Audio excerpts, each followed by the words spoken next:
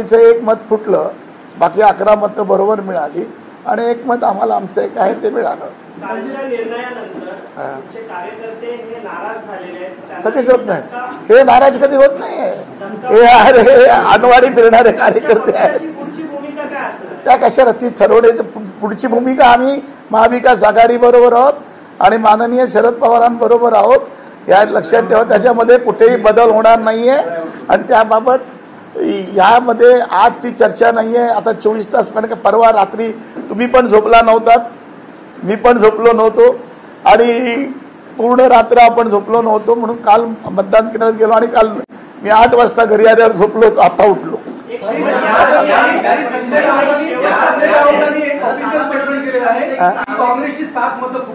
मला माहिती नाही, पण मी त्याचा अभ्यास केला नाही. मी मतदान केंद्रातून बाहेर आलो, त्या हजारो कार्यकर्ते माझे आले होते इथे, त्यांच्याशी बोललो आणि नंतर मी झोपून गेलो. मी याचा अभ्यास केला नाही. उद्या बोलू आपण त्याच्यावर. मी अभ्यास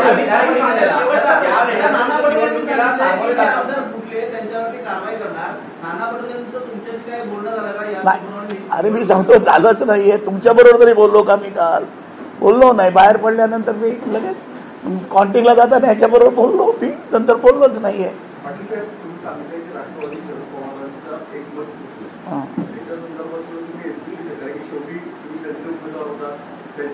मी त्यांच्या उभे त्यांनी मला पुरस्कृत केलं होतं आणि मला महाआघाडीचा आणि मी शेका पक्षाचाच उमेदवार आहे.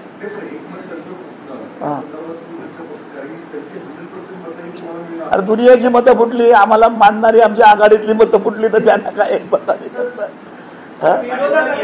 विरोधक असं म्हणताय की महाविकास आघाडीतील नेते हे घटक पक्ष आहेत, त्यांचे ते पक्षच संपवायला बसलेले आहेत. असं मला वाटत नाही. असं वाटत नाहीये. एक माणूस 4 आमदार गेले म्हणून पक्षाचं धोरण बदलतं असं नाहीये. असं होत नसतं. पाटील साहेब, या निवडणुकीला सामोरं जात असताना महाविकास आघाडीचे जे उमेदवार होते त्यांना आपण निवडून आणू यासाठी ज्या बैठका व्हाव्या अपेक्षित होत्या, तसा कुठे समन्वयाचा बैठका झाल्या ना. वाटणार. दुसरी एक महत्वाची गोष्ट, आशिष शेलार म्हणतात की ठाकरे गट आपल्या स्वतःच्या महाविकास आघाडीच्या घटक पक्षाला संपवतोय. शिक्षक भारतीचे जे काही उमेदवार होते त्या निवडणुकीत सुद्धा तसं झालं. कपिल पाटला असं मला वाटत नाही. आमची ताकद आम्हाला माहिती आहे. आम्ही ज्या यांनी करतो की एक निवडणूक हरलो किंवा आमदारकी नाही आहे म्हणून आम्ही काही काम करणार थांबत नसतो. आमची भूमिका ठामपणे आहे. पण हे महाराष्ट्राचं चित्र बदलत आहे. गेल्या निवडणुकीमध्ये पण लोकसभेच्या ज्या पद्धतीचा वापर होतोय पैशाचा आणि त्याच्या विरुद्ध कसं करायचं आम्ही आत्मचिंतन. तुम्ही कितीही जरी मान्य केलं, तुम्ही जरी कितीही जरी म्हणाला की कार्यकर्ते पण अस्वस्थता आहे. रायगडमध्ये प्रचंड मोठ्या प्रमाणामध्ये तुमच्या क्लिप्स व्हायरल होतात की शेतकऱ्यांचा आवाज, कामगारांचा आवाज हरपला आहे. अशा पद्धतीनं पराभव आम्हाला मान्य नाही आहे आणि तो व्हायला नको होता. ज्या पद्धतीने रायगडमध्ये आम्ही महाविकास आघाडीचं काम केलंय, तर आमचे एक नेता जयंत पाटील होते ते निवडून यायला होते, अशा प्रकारचे जे मेसेज व्हायरल होते कार्यकर्त्यांना वाटणार. पण त्याच्यामध्ये काय त्याच्या भावना आहेत पराभव झाल्यामुळे. पण मी 25 वर्षामध्ये विधिमंडळामध्ये एक प्रभावी एक छोटा आमदार म्हणून काम केलं. पण महाराष्ट्रातल्या तमाम गोरगरीब कष्टकऱ्यांचा आवाज आणि त्यांच्यावर अन्याय होणारा, शोषण होणारं त्याच्यावर मी सातत्यानं बोलत राहिलो आणि एक वेगळं व्यक्तिमत्व म्हणून मी सभागृहात काम केलं. आज माझं सभागृह हळहळत आहे. माझे विरोधक सुद्धा सभागृहातले जे सहकारी आहेत ते हळहळतात आणि थोडे आम्ही बेसावत राहिलो. असं वाटलं की याच्यापेक्षा आपण काय करू शकत नाही, आमची ताकद कमी आहे, बघू. पण एक तो दिसतोय ना. मी कशाला बोलतोय, तुम्हाला जास्त माहिती आहे माझ्यापेक्षा काय बाजार किती आहे ते. परंतु याच्यामध्ये आम्ही काय नाराज किंवा निराश होणारे कार्यकर्ते नाही आहोत, याच्यात नक्की आहे.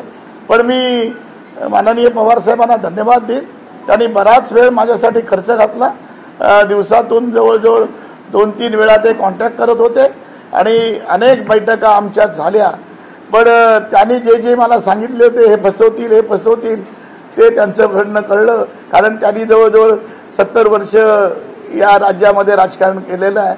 परंतु या ठिकाणी त्याने अगदी मनापासून आणि या वयामध्ये पण रात्री 3-3, 4-4 वाजेपर्यंत जागत मला साथ दिलेली आहे. हे मी कधी आयुष्यात विसरणार नाही. त्यांनी जे निष्कर्ष काढले होते किंवा जे काही विश्लेषण केलं होतं तसंच या निवडणुकीमध्ये झालं असं तुम्ही म्हणताय? नाही, तेवढं करेक्ट नाही आहे. पण त्यांनी काही मला टिप्स दिल्या होत्या, त्याप्रमाणे झालं नाही आहे. पण मी पण रोज तुम्हाला भेटत होतो. गणित येत आहे की सेकंड प्रेफरन्स मोजला गेला असता तर काँग्रेसचा सेकंड प्रेफरन्स परिपूर्ण माझ्याबरोबर होता. फक्त 3 मतं मला पाहिजे होती. ती 3 मतं मिळाली असती तर विजय 100% होता. 100% होता. ठीक आहे, आमची तर सेंट्रल महाविकास आघाडीने तिसऱ्या उमेदवार काढायला हवा होता असं वाटतं तुम्हाला? हा महाविकास आघाडीने नाही, ती महागास आघाडीकडे जवळजवळ 69 मतं होती, ती वाटली असती. पण सेकंड प्रेफरन्स जो काँग्रेसचा घेतला तो समान वाटला असता तर हे चित्र वेगळं असतं. तुम्ही म्हणता की शरद पवारांनी तुम्हाला बोललं जात आहे विरोधकांकडून बोललं जात आहे महाविकास आघाडीमध्ये जे लहान पक्ष आहेत त्या पक्ष आता आंध्राच्या विळख्यामध्ये अडकलेले आहेत अशा प्रकारचं विधान. असं नाही वाटत. हे असे अजगर बिजगर आम्ही आयुष्यात शिकार वेळा बघितले. माझे इथे कार्यकर्ते आहेत, किती वेळा आले गेले, त्याच्यामध्ये काय फरक पडत नाही. हे आम्ही आमच्या ह्याच्यामध्ये कामकाजामध्ये बदल करायला पाहिजे असं आम्हाला वाटतं. कसं काम करताना आता देशामध्ये आणि जगामध्ये पण आघाडीचं राजकारण चालू आहे. कालच्या फ्रान्समध्ये पण लेफ्ट फ्रंटचं डाव्या विचाराचं सरकार येते, ते पण एकत्र कसं करायचं कामकाज, आघाडीमध्ये कोणाचीच मेजॉरिटी नाही. हे जगामध्ये आता संपूर्ण त्या पद्धतीचं ब्रिटनी 2 पक्षाची लेबर आणि ह्याची दोघांची पक्ष तिथे प्रोग्रेसिव्ह आले. आज लेबर पार्टी इंग्लंडमध्ये पुन्हा येते आहे, कारण गरीब होत चाललेला आहे आणि त्यामुळे जगातलं राजकारण आज ना उद्या पूर्णपणे बदलेल.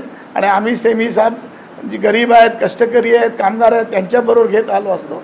त्याचा विचार करून की आम्ही राजकारणात नाही आहोत, आम्हाला काय पद आहे म्हणून आम्ही राजकारणात नाही आहोत. निश्चितपणे होईल, पण आम्ही पण बदल करू याच्यामध्ये त्याचा विचार चाललेला आहे.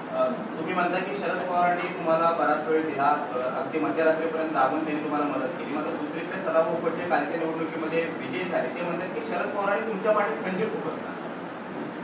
सदाभाऊ कुठे आणि शरद पवार कुठे, कशाला चर्चा काहीतरी तुम्ही बोलता. एक अत्यंत महत्वाचं आहे की महाविकास आघाडीचे जसे तुम्ही महाराष्ट्राचे सर्वात महत्वाचे नेते आहात, तसे तुम्ही इंडिया आघाडीचेही देशभरातले अत्यंत महत्वाचे नेते आहात आणि मुख्य नेत्याचा पराभव होणे हे कुठेतरी विषय वेगळं. ते मला वाटतं याच्यामध्ये काँग्रेसचं नेतृत्व पण याच्यावर गंभीरपणे विचार करेल, नक्कीच विचार करेल असं मला वाटतं.